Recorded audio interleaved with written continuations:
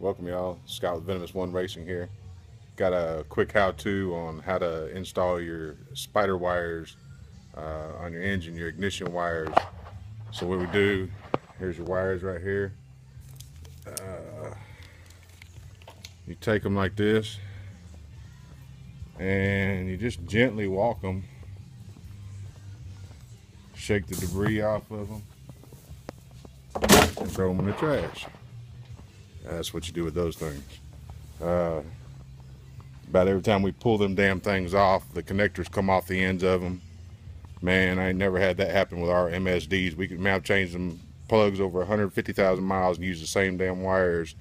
And every time pull the wire off a plug and not have them stick to the damn wire and break off.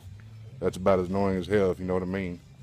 So yeah, I was trying to find the rest of the pieces, but at least two connectors came off. There's one right there. It's a pain in the ass when that shit happens. Terribly crimped. Ghetto crimped with a pair of vice grips or something. Let me see that. Screw them wires. Scott Venomous One Racing. MSD all the way, baby.